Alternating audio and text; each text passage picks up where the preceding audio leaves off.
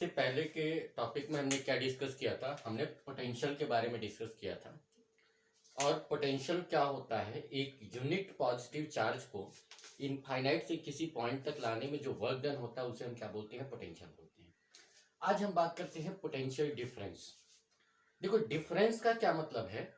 Difference हमेशा दो point के बीच में होता है।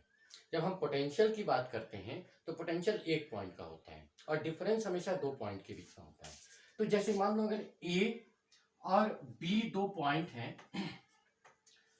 तो ए और बी का जो पोटेंशियल डिफरेंस होगा सेम वैसे ही डेफिनेशन है कि एक यूनिट पॉजिटिव चार्ज को ए से बी तक ले जाएं और इस प्रोसेस में जो वर्क डन होगा वो वर्क डन क्या कहलाएगा? पोटेंशियल डिफरेंस कहलाएगा। किसको ले जाना है? यूनिट पॉजिटिव चार्ज को दो पॉइंट के बीच में ले जाना है। ठीक है, जैसे इनिशियल पॉइंट मान लो ए है और फाइनल पॉइंट मान लो बी है, तो ए से बी तक ले जाने में जो वर्क डन होगा किसको ले जाना है? यूनिट पॉजिटिव चार्ज को। तो इसको हम क्या बोलेंगे? Potential difference. तो पोटेंशियल डिफरेंस क्या होता है? पोटेंशियल डिफरेंस वर्क डन होता है किसको? In bringing unit positive charge between two points. दो पॉइंट के बीच में किसको ले जाना है? यूनिट पॉजिटिव चार्ज को ले जाना है और जो वर्क डन होगा उसे हम क्या बोलेंगे? Potential difference. अब देखो, पोटेंशियल डिफरेंस जब हम इसके यहां से यहां ले जा रहे हैं तो पोटेंशियल डिफरेंस की जब हम बात करते हैं तो हम फाइनल माइनस इनिशियल करते हैं। तो यहाँ पे जो पोटेंशियल डिफरेंस हो जाएगा वो क्या हो जाएगा? वीबी माइनस वीए। और ये किसके इक्वल हो जाएगा? ए से बी तक ले जाने में जो वर्क डन हुआ और डिवाइडेड बाय क्या हो जाएगा? क्यों ना, क्योंकि क्या है यहाँ पे यूनिट पॉजिटिव चार्ज है ना, जहां यूनिट वर्ड है वहां पे क्या करेंगे? डिवाइड कर देंगे। जब हमारा यूनिट वर्ड है ना तो इनसे क्या करेंगे? डिवाइड कर देंगे। तो देखो, पोटेंशियल डिफरेंस ए से बी तक हम ले जा रहे हैं तो यहाँ पर जब डिफरेंस हम निकालेंगे तो वीबी माइनस वीए करेंगे, फाइनल माइनस इनिशियल करेंगे, work done A to B और डिवाइड बाय क्या हो जाएगा? क्यू नॉट हो जाएगा। ये एक्सप्रेशन हो जाएगा किसके लिए? पोटेंशियल डिफरेंस के लिए। अब बात करते हैं, अगर एक पॉइंट चार्ज है, मान लो यहां पर एक पॉइंट चार्ज है और इसके कारण दो पॉइंट है, मान लो यहां पर पॉइंट ए है और यहां पर पॉइंट बी है, यहां पर पॉइंट बी है और इसके बीच में पोटेंशियल डिफरेंस निकालना है। इसकी डिस्टेंस यहां से R1 है और इसकी डिस्टेंस बी की डिस्टेंस यहां से क्या है? R2 है। तो पोटेंशियल डिफरेंस जो VB माइनस VA हो जाएगा, क्या फॉर्मूला था? 1/4 क्यू बाई आर। आर होता है पोटेंशियल में, तो 1/4 और VB तो फाइनल क्या हो जाएगा? VB पोटेंशियल क्या हो जाएगा इसी कारण? Q बाई R2 माइनस क्या हो जाएगा? 1/4 Q बाई R1 हो जाएगा। तो इस तरह से अगर दो पॉइंट है और अभी पॉइंट चार्ज के कारण दो पॉइंट है तो उसमें पोटेंशियल डिफरेंस ऐसे निकाल लेंगे, यानी कि 1/4 कॉमन हो जाएगा और ये क्या हो जाएगा? 1/R2 माइनस 1/R1 ऐसे निकाल सकते हैं। तो ये हो जाएगा आपका पोटेंशियल डिफरेंस। ठीक है, पोटेंशियल की जो यूनिट होगी वही पोटेंशियल डिफरेंस की यूनिट होगी। पोटेंशियल हमारा क्या था? स्केलर क्वांटिटी था, तो पोटेंशियल डिफरेंस भी क्या हो जाएगा? स्केलर क्वांटिटी होगा। और पोटेंशियल की यूनिट क्या थी? वोल्ट थी, जूल पर कूलम। तो इसकी भी यूनिट जूल पर कूलम जो कि वोल्ट होता है वही होगा। ठीक है, तो ये आपका पोटेंशियल डिफरेंस रहा। बात करते हैं इक्वी पोटेंशियल सरफेस की। तो देखो, इक्वी पोटेंशियल सरफेस क्या होता है? नेम से क्लियर है, इक्वी पोटेंशियल यानी कोई ऐसा सरफेस हम कंस्ट्रक्ट करें जिसके हर पॉइंट पे पोटेंशियल सेम हो। ऐसा सरफेस कंस्ट्रक्ट करें जिसके हर पॉइंट पे पोटेंशियल क्या हो? सेम हो। तो उसे हम क्या बोलेंगे? Equi potential surface. Equi potential surface क्या है? ऐसा सरफेस जिसके हर पॉइंट पे पोटेंशियल क्या हो? सेम हो। तो how will you define equi potential surface? The surface at which potential is equal at each points, जिसके हर पॉइंट पे पोटेंशियल क्या हो? सेम हो। इक्वी पोटेंशियल सरफेस उसे हम बोलते हैं ऐसा सरफेस जिसके हर पॉइंट पे पोटेंशियल क्या हो? सेम हो। इक्वी पोटेंशियल सरफेस अगर मैं बात करूं एक पॉइंट चार्ज, सपोज दैट मेरे पास है एक पॉइंट चार्ज। तो पॉइंट चार्ज के कारण इक्विपोटेंशियल सरफेस कैसा होगा? सपोज दैट अगर अगर पॉजिटिव चार्ज है तो इलेक्ट्रिक लाइंस ऐसे यहां से ओरिजिनेट होती हैं। हम लास्ट टाइम डिस्कस कर चुके हैं कि पॉजिटिव चार्ज है तो इलेक्ट्रिक फील्ड क्या होती है, उसके कारण डाइवर्जिंग होती है। तो यहां पर स्फेरिकल बनेगा, इस तरह से स्फेरिकल बनेगा इक्विपोटेंशियल सरफेस। तो अगर पॉइंट चार्ज है तो उसके कारण इक्विपोटेंशियल सरफेस स्फेरिकल बनेगा। अगर पॉइंट चार्ज है तो उसके कारण इक्विपोटेंशियल सरफेस कैसा बनेगा? स्फेरिकल बनेगा। अगर लीनियर चार्ज है तो लीनियर चार्ज के कारण जो इक्विपोटेंशियल सरफेस बनेगा, लीनियर चार्ज का मतलब क्या हुआ? इस लीनियर चार्ज का मतलब जैसे एक वायर है, वायर पे अगर हम कुछ चार्ज देते हैं तो इस तरह का चार्ज क्या कहलाएगा? लीनियर चार्ज कहलाएगा। जैसे वायर है, अगर मान लो ये वायर है, इस पे मैंने चार्ज दे दिया, ठीक। तो अब देखो पोटेंशियल इक्वल होने का मतलब क्या है? डिस्टेंस इक्वल होगा, क्योंकि किसके इक्वल होता है potential? K Q by R, 1/4 Q by R. तो आर अगर इक्वल होगा तो ऑब्वियसली पोटेंशियल इक्वल होगा। देखो अगर ये लीनियर चार्ज है तो इक्वल, अगर इस पॉइंट को हम कंसीडर करें तो इसके चारों तरफ क्या बनेगा? ऐसे इक्वल डिस्टेंस पर अगर घुमाए हम तो सर्कल बनेगा, ऐसे यहां पर घुमाए तो सर्कल बनेगा, यहां पर घुमाए सर्कल बनेगा, और इन सर्कल को अगर हम ज्वाइन करेंगे तो हमारा इक्विपोटेंशियल सरफेस क्या बन जाएगा? इस केस में एक सिलेंडर बनेगा। इक्विपोटेंशियल सरफेस इस केस में एक सिलेंडर बनेगा। तो अगर क्या है, हमारा लीनियर चार्ज है तो लीनियर चार्ज के कारण जो इक्विपोटेंशियल सरफेस बनेगा वो कैसा बनेगा? सिलिंड्रिकल बनेगा, ठीक। अगर पॉइंट चार्ज है तो हमारा इक्विपोटेंशियल सरफेस कैसा बनेगा? स्फेरिकल बनेगा। अगर लीनियर चार्ज है तो इक्विपोटेंशियल सरफेस एक सिलिंड्रिकल बनेगा।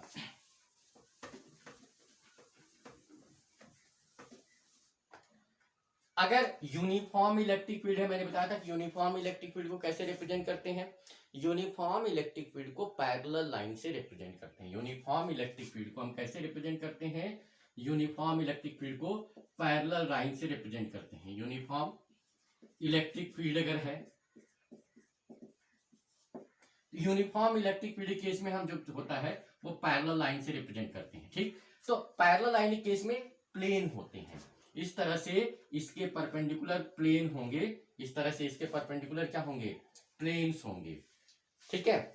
जैसे ऐसे लाइन है तो इसके परपेंडिकुलर ऐसे जो प्लेन्स होंगे, ये प्लेन ही क्या होंगे? Equipotential surface. जैसे ये अगर इलेक्ट्रिक फील्ड है तो इसके इस सरफेस के परपेंडिकुलर जो प्लेन होगा, यही प्लेन क्या होगा? इक्विपोटेंशियल सरफेस होगा। अगर डाईपोल है तो डाईपोल हम पहले डिस्कस कर चुके हैं।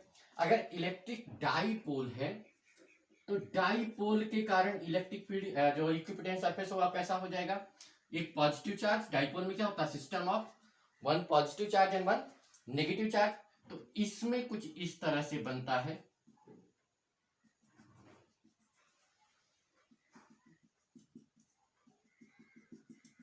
ये स्फेरिकल नहीं है, ये थोड़ा सा अंडे टाइप का शेप है, इधर इधर इधर ज्यादा है, ये स्फेरिकल नहीं है, और कुछ इस तरह से बनता है,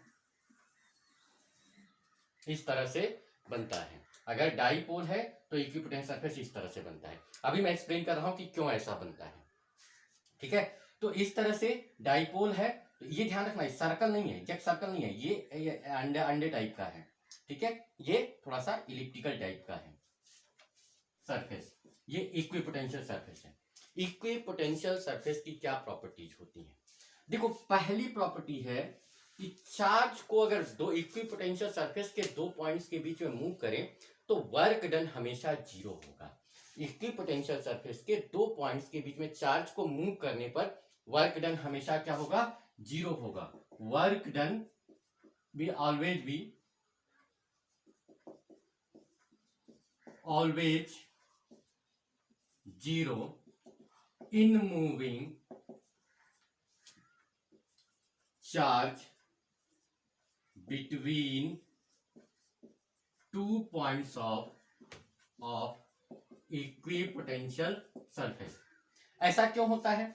तो जैसे मान लो इसको एक्सप्लेन कैसे कर सकते हैं? तो मान लेते हैं कि ए और बी जो है, ए और बी दो पॉइंट है and they are the point of equipotential surface. Let A and B are points of equipotential surface, ये दो इक्विपोटेंशियल सरफेस के दो पॉइंट्स हैं, तो इसका मतलब क्या हुआ, VA किसके इक्वल हो गया, VB के इक्वल हो गया, क्योंकि इक्विपोटेंशियल सरफेस पे क्या होता है, पोटेंशियल इक्वल होता है ना। तो अगर A और B दो पॉइंट है तो इस पे पोटेंशियल क्या होगा, सेम होगा, मान लो B है। और वर्क डन किसके इक्वल होता है, तो अभी हमने पीछे देखा था कि VB माइनस VA क्या होता है, WAB बाई क्यू नॉट, तो WAB क्या हो जाएगा, Q naught into VB minus VA, और ये भी V है और ये भी V है, तो Q naught into V minus V हो जाएगा, तो क्या हो जाएगा, ये 0 हो जाएगा। तो इस तरह से हम कह सकते हैं कि अगर किसी चार्ज को इक्विपोटेंशियल सरफेस के दो पॉइंट्स के बीच में मूव करें तो उस केस में वर्क डन हमेशा क्या होगा, हमेशा 0 होगा, वर्क डन हमेशा 0 होगा। किसी भी चार्ज को इक्विपोटेंशियल सरफेस के दो पॉइंट्स के बीच में मूव करने पर वर्क डन हमेशा ही 0 होता है।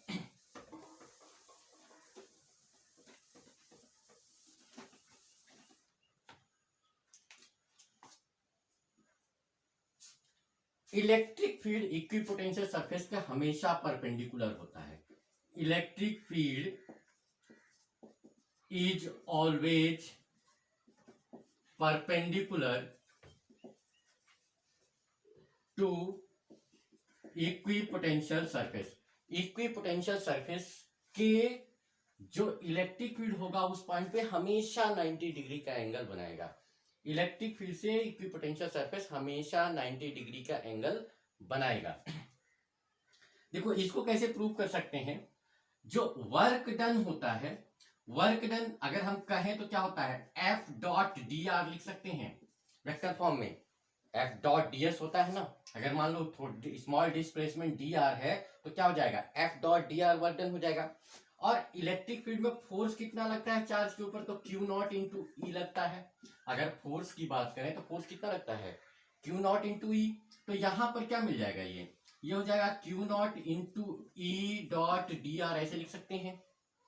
ये क्या है, वर्क डन क्या होता है, वर्क डन होता है एफ डॉट डी एस, ध्यान करो एफ एस कॉस थीटा, और ए डॉट बी वेक्टर का जो डॉट प्रोडक्ट होता है वो ए बी कॉस थीटा होता है, वेक्टर का dot product A B cos theta होता है। तो यहाँ पे एफ डॉट डी आर, और इलेक्ट्रिक फील्ड क्या होता है, एफ बाई क्यू नॉट, तो F equal to Q naught into E लिख दिया, वही यहां पुट कर दिया, क्यू नॉट इंटू ये क्या हो जाएगा, ई डॉट डी आर हो जाएगा। और हम क्या देख चुके हैं कि जो वर्क डन होता है किसी भी चार्ज को इक्विपोटेंशियल सरफेस पे मूव करने पर, वो वर्क डन हमेशा क्या होता है, 0 होता है। ये तो हम इससे पहले वाले प्रॉपर्टी में देख चुके हैं, यानी वर्क डन जो होगा वो 0 होगा। तो ये चीज क्या हो जाएगी, देखो यहाँ पे 0 है, तो डॉट प्रोडक्ट दो वेक्टर का 0 कब होगा, डॉट प्रोडक्ट दो वेक्टर का 0 तभी होता है जब वो दोनों क्या हो, परपेंडिकुलर हो। दो वेक्टर का डॉट प्रोडक्ट 0 तभी हो सकता है जब दोनों को दोनों वेक्टर क्या हो, हमेशा परपेंडिकुलर हो। दो वेक्टर का डॉट प्रोडक्ट 0 तभी हो सकता है जब दोनों वेक्टर क्या हो, परपेंडिकुलर हो। तो ये चीज देखो, ये E dot D are Q not D R तो भी 0 आ जाएगा। तो इसका मतलब क्या है कि हमेशा ई जो होगा that will be perpendicular to D R, यानी कि इलेक्ट्रिक फील्ड इक्विपोटेंशियल सरफेस के हमेशा परपेंडिकुलर होता है। अब यही प्रॉपर्टी मैंने यूज किया था, मैंने कहा था यूनिफॉर्म इलेक्ट्रिक फील्ड है, तो यूनिफॉर्म इलेक्ट्रिक फील्ड का क्या होगा, प्लेन होगा। तो देखो अगर इलेक्ट्रिक फील्ड ऐसे है, लाइन है स्ट्रेट लाइन, तो स्ट्रेट लाइन ऐसे पैरेलल अगर लाइन है तो इसके परपेंडिकुलर क्या हो सकता है, एक सरफेस होगा। अगर ऐसे लाइन है, ऐसे लाइन है, ऐसे लाइन है, तो ये जो सरफेस होगा वो सभी लाइन के परपेंडिकुलर होगा, नहीं होगा। तो अगर यूनिफॉर्म इलेक्ट्रिक फील्ड है तो क्या होगा उस केस में, जो इक्विपोटेंशियल सरफेस होगा वो क्या होगा, प्लेन होगा। ओके, तो ये हमारी प्रॉपर्टी रही इक्विपोटेंशियल सरफेस की।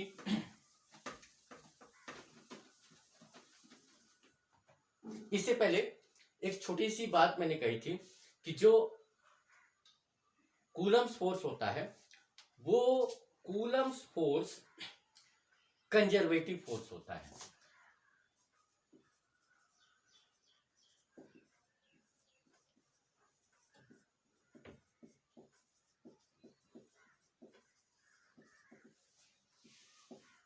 कंजर्वेटिव फोर्स का मतलब क्या है कि जैसे अगर कंजर्वेटिव फोर्स ऐसा फोर्स होता है जिसमें हम अगर एक किसी भी चीज को एक जगह से दूसरी जगह ले जाएं, चार्ज को ले जाएं, अब देखो एक जगह से दूसरे जगह ले जाने के बहुत सारे ऑप्शन हो सकते हैं। आप एक शहर से दूसरे शहर में जा रहे हैं तो ऑब्वियस सी बात है आपके पास बहुत सारे रूट्स अवेलेबल हैं, बहुत सारे रास्ते हो सकते हैं। तो ऐसे ही अगर मैं एक चार्ज को मान लो ए से और बी तक ले जा रहा हूं, ठीक, ऐसे ले जा सकता हूं, ऐसे ले जा सकता हूं, ऐसे ले जा सकता हूं। तो अगर ये जो है ये पाथ पे डिपेंड ना करे, मतलब अगर इस केस में वर्क डन W1 है, इस केस में वर्क डन W2 है, इस केस में वर्क डन W3 है, और अगर हर केस में वर्क डन इक्वल है, ठीक, वर्क डन क्या है, इक्वल है, तो ऐसा फोर्स क्या होता है, कंजर्वेटिव होता है। वर्क डन तीनों केस में क्या होना चाहिए, इक्वल होना चाहिए, तो ऐसा फोर्स क्या कहलाएगा, कंजर्वेटिव कहलाएगा। या एक और डेफिनेशन होता है कि कंजर्वेटिव फोर्स जो होता है क्लोज लूप में वर्क डन हमेशा जीरो होना चाहिए, ठीक है। अगर किसी सिचुएशन ऐसा सिचुएशन बनता है कि क्लोज लूप में वर्क डन जीरो आ रहा है तो ऐसा फोर्स क्या होगा, कंजर्वेटिव होगा। वर्क डन अगर क्लोज लूप में, लूप याद करो किरचॉफ्स लॉ में, तो अगर मान लो यहां से हम चले ए से और एक रास्ते मान लो इस रास्ते गए, सपोज दैट ये पी है, ये क्यू है, ये पाथ ए मैंने अडॉप्ट किया और पाथ बी मैंने अडॉप्ट किया, क्या किया, पी से क्यू गया और वापस क्या हो गया, उसी रास्ते हमने वापस आ गए। और अगर क्लोज लूप में वर्क डन जीरो होता है, ध्यान रखना, क्लोज लूप में वर्क डन अगर जीरो होता है तो हम कह सकते हैं कि हमारा फोर्स क्या है, कंजर्वेटिव है। तो कंजर्वेटिव होने की दो कंडीशन होती है, एक तो हमारे उस फोर्स के द्वारा जो वर्क डन होता है, तो वर्क डन, ध्यान रखना, वर्क डन, फोर्स नहीं, वर्क डन, ठीक है, वो पाथ पे डिपेंड नहीं करता, उस फोर्स के द्वारा जो वर्क डन होगा वो पाथ पे डिपेंड नहीं करता है, तो हमारा फोर्स क्या होगा, कंजर्वेटिव होगा। दूसरा क्या हो सकता है कि क्लोज लूप में वर्क डन क्या होना चाहिए, जीरो होना चाहिए। क्लोज लूप में वर्क डन जीरो होना चाहिए, मतलब जहां से चले अगर वापस उसी में आ गए, और अगर ये कंडीशन सेटिस्फाई हो रही है तो वर्क डन हमारा फोर्स कैसा होगा, कंजर्वेटिव होगा। ठीक, दो कंडीशन है, क्या है, एक तो वर्क डन पाथ पे डिपेंड नहीं करता है और दोनों में से कोई भी सेटिस्फाई होता है तो हमारा फोर्स जो होगा वो कंजर्वेटिव होगा। दूसरा क्या है, क्लोज लूप में वर्क डन क्या होना चाहिए, जीरो होना चाहिए। अगर ये कंडीशन सेटिस्फाई हो रही है तो ऐसे फोर्स को कंजर्वेटिव फोर्स बोलते हैं। अब हमें प्रूव करना है कि कूलम्स फोर्स कंजर्वेटिव है कि नहीं है। तो अब इसके लिए वही सिचुएशन मान लेते हैं कि मान लो मेरे पास एक पॉइंट ए है और एक पॉइंट बी है और मैं ए से बी गया, किससे, मान लो पाथ 1 के अलॉन्ग, और इस केस में जो वर्क डन हुआ वो W1 हुआ, ठीक, ए से बी गया, W1 हुआ, और मान लो इससे मैं वापस आ गया पाथ 2 से और इसमें वर्क डन कितना हो गया, W2 हो गया। तो ए से बी तक वर्क डन कितना हो जाएगा, जो पाथ 1 हो जाएगा। तो देखो वर्क डन जो होता है, वर्क डन WAB ये होता है Q not into final point minus initial point, हमने पोटेंशियल डिफरेंस में देखा था। तो देखो जब W1 की बात कर रहे हैं तो इसके लिए इनिशियल पॉइंट ये है, फाइनल पॉइंट ये है, तो इसका पोटेंशियल इनिशियल पोटेंशियल हो जाएगा, इसका पोटेंशियल फाइनल पोटेंशियल हो जाएगा, तो ये हो जाएगा Q not into VB minus VA हो जाएगा। और ऐसे ही जो दूसरे पाथ है उसके लॉन्ग वर्क डन क्या हो जाएगा, work done into VA minus VB हो जाएगा। क्यों, अब यहां से यहां आ रहे हैं तो ये इसके लिए इनिशियल पॉइंट होगा और ये इसके लिए क्या हो जाएगा, फाइनल पॉइंट हो जाएगा। ये इसके लिए इनिशियल पॉइंट होगा और ये इसके लिए क्या हो जाएगा, फाइनल पॉइंट हो जाएगा। तो क्लोज लूप में वर्क डन निकाल लेते हैं, work done in close loop, ये क्लोज लूप, तो क्लोज लूप में वर्क डन क्या हो जाएगा, ये होगा W1 प्लस W2, यानी कि जो A से B तक ले जाने में जो वर्क डन हुआ और B से A तक आने में जो वर्क डन हुआ, तो ये क्या हो जाएगा ये क्या है, Q not into VB minus VA, और यहां पर वर्क डन क्या है, Q not into VA minus VB। अब Q नॉट यहां से कॉमन कर सकते हो, क्या मिल जाएगा, VB minus VA plus VA minus VB, और ये चीज क्या हो जाएगा, ये चीज देखो ये VA से VA कट जाएगा, इससे कट जाएगा, ये वर्क डन क्या आ गया, जीरो आ गया। अब हमें यही तो प्रूव करना था। मैंने क्या कहा था कि कंजर्वेटिव फोर्स कौन सा फोर्स होता है, अगर ऐसा सिचुएशन बने कि क्लोज लूप में वर्क डन जीरो होगा तो ऑटोमेटिकली वो फोर्स कैसा हो जाएगा, कंजर्वेटिव हो जाएगा। इसका मतलब क्या है कि कूलम्स फोर्स हमारा कैसा है, कंजर्वेटिव है। Hence you can say the Coulomb's force is conservative. Hence you can से Coulomb's force is conservative. Coulomb's conservative force क्या है, पहली चीज कंडीशन क्या होती है कि वर्क डन पाथ पे डिपेंड नहीं करता है। अगर एक पॉइंट से दूसरे पॉइंट तक जाने के बहुत सारे पाथ अवेलेबल हैं, तुम किसी पाथ को फॉलो करो, हर केस में वर्क डन अगर सेम आता है तो उस केस में वर्क डन क्या होगा, सेम आ रहा है तो फोर्स कैसा होगा, कंजर्वेटिव होगा। दूसरी सिचुएशन क्या होती है, क्लोज लूप में वर्क डन क्या होना चाहिए, जीरो होना चाहिए। अब ये क्लोज लूप में वर्क डन जीरो होना चाहिए, तो हमने वही कंडीशन लिया कि मान लो ए से बी तक जा रहे हैं, पाथ 1 से गए और बी से ए वापस आ गए पार्ट 2 से, इसमें वर्क डन W1 हुआ, इसमें W2 हुआ, तो मैंने W1 निकाला, W2 क्लोज पाथ में वर्क डन निकाला और क्या आ गया, जीरो आ गया। और अगर क्लोज पाथ में जीरो आ रहा है तो फोर्स कैसा होगा, कंजर्वेटिव होगा। Hence you can say the Coulomb's force is conservative. Hence you can say that the Coulomb force is conservative. Formula क्या होता है, x to the power n dx equal to x to the power n plus 1 upon n plus 1 होता है। तो यहां पर मेरे पास क्या है, x to the power minus two dx है, ये हो जाएगा x to the power minus two plus 1 by minus two plus 1। ये चीज x to the power minus 1 upon minus 1, तो ये क्या हो जाएगा, ये हो जाएगा माइनस 1 बाई एक्स हो जाएगा। क्यों, क्योंकि नीचे तो माइनस आ गया और ऊपर x to the power minus 1 है, x to the power minus 1 का मतलब क्या हुआ, 1 बाई एक्स, तो ये हो जाएगा 1 बाई एक्स। पोटेंशियल एनर्जी मेरा क्या हो जाएगा, माइनस के Q1 Q2 infinite to are. अब ये माइनस और माइनस क्या हो जाएंगे, प्लस हो जाएंगे, तो ये हो गया प्लस के Q1 Q2 और यहां पर क्या हो जाएगा 1 by R minus 1 by infinity. 1 by infinity क्या होता है, जीरो होता है, तो 1 बाई इंफिनिटी जीरो।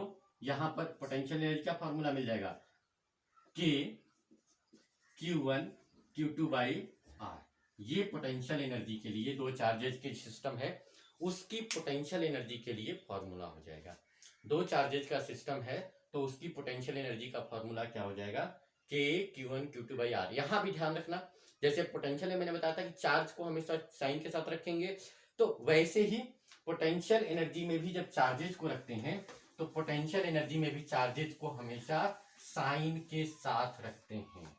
और एक और चीज ध्यान रखना, सिग्निफिकेंस क्या है इसका, ध्यान रखना, पॉजिटिव पोटेंशियल एनर्जी का मतलब होता है, पॉजिटिव पोटेंशियल का मतलब होता है रिपल्सिव फोर्स।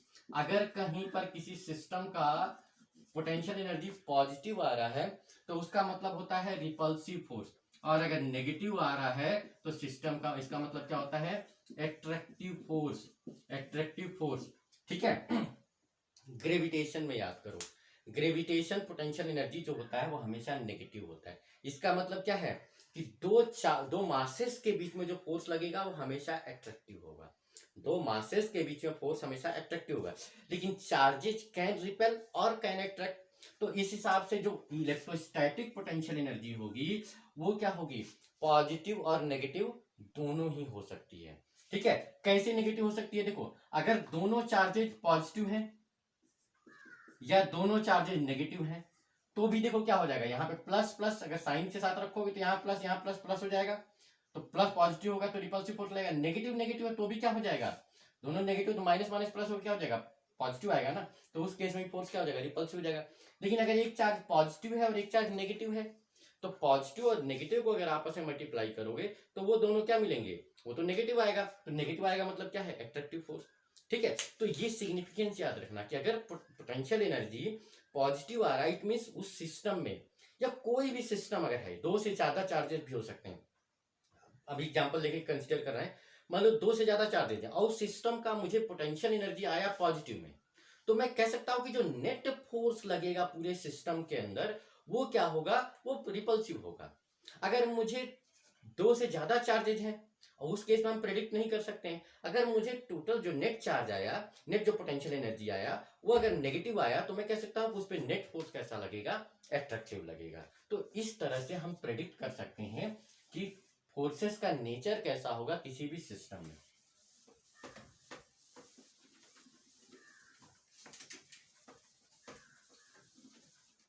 अब देखो पोटेंशियल एनर्जी कैलकुलेट कैसे करते हैं। पोटेंशियल एनर्जी जब कैलकुलेट करते हैं तो ध्यान रखना इसमें जितने पॉसिबल पेयर बनेंगे उन सब के कारण पोटेंशियल एनर्जी कैलकुलेट कंसीडर करते हैं।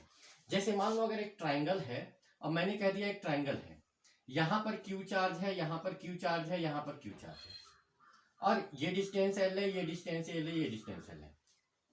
अब मुझे इस सिस्टम का पोटेंशियल एनर्जी निकालना है, तो यहां पर जितने पॉसिबल पेयर बनेंगे, तो देखो एक पॉसिबल पेयर इसका इसका बन सकता है, एक पॉसिबल पेयर यहाँ पे बन सकता है, और एक पॉसिबल पेयर ही बन सकता है। तो कितने पेयर बनेंगे? 3 पेयर बनेंगे।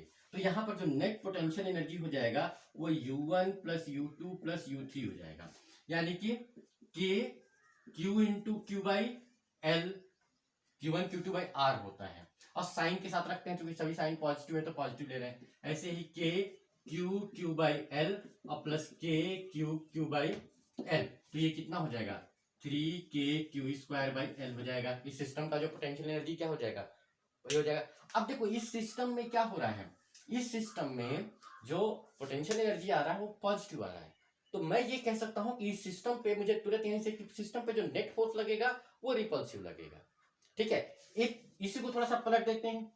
मान लो कि ये चार्ज नेगेटिव होता है और आपसे पोटेंशियल एनर्जी तो पूछ देता है, लेकिन आपसे ये क्वेश्चन पूछ देता कि इस सिस्टम पे जो नेट फोर्स लगेगा उसका साइन बताओ।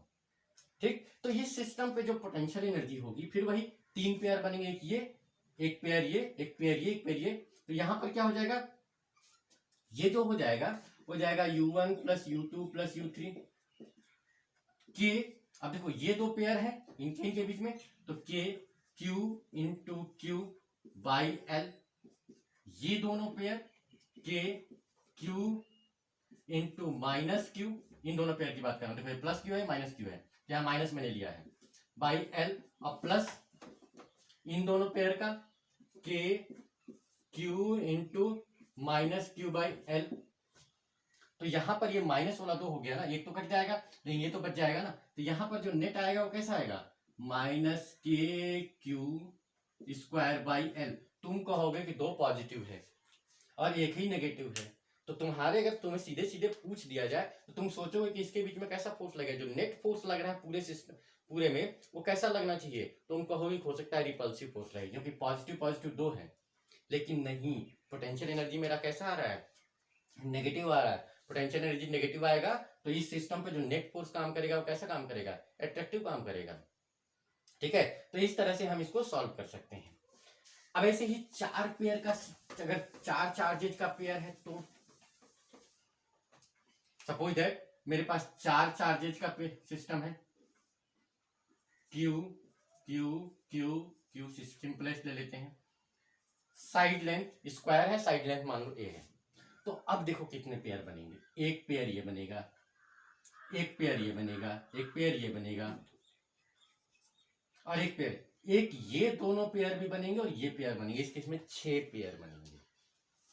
फिर से देखो, एक पेयर इन 2 चार्जेज का, एक पेयर इन 2 चार्जेज का, एक पेयर इन 2 चार्जेज का, एक पेयर इन 2 चार्जेज का, एक पेयर इन 2 चार्जेज का और एक पेयर इन 2 चार्जेज का। टोटल कितने सिस्टम पेयर बनेंगे? इसमें 6 पेयर बनेंगे। तो जब पोटेंशियल एनर्जी कैलकुलेट करेंगे तो ये हो जाएगा U1 plus U2 plus U3 plus U4 plus U5 plus U6। इस तरह से इस सिस्टम का पोटेंशियल एनर्जी कैलकुलेट करेंगे, यानी कि इस सिस्टम का पोटेंशियल एनर्जी क्या हो जाएगा? K, इन दोनों पेयर की बात कर लेते हैं, तो K Q स्क्वायर, अभी सारे पॉजिटिव लिया है, तो Q इंटू क्यू स्क्वायर, और डिस्टेंस कितना है इसके बीच में? A। ऐसे ही इन दोनों पेयर के K Q square by A, इन दोनों पेयर का, इन दोनों पेयर का K Q square by A, इन दोनों पेयर का K Q square by A, और इनके बीच की डिस्टेंस क्या हो जाएगी? देखो स्क्वायर है तो ये लेंथ कितनी हो जाएगी? √2a हो जाएगी। ऐसे ये लेंथ भी √2a हो जाएगी, तो यहां पर क्या हो जाएगा? K Q square by √2a हो जाएगा। और इन 2 पेयर का भी क्या हो जाएगा? K Q square by √2a हो जाएगा।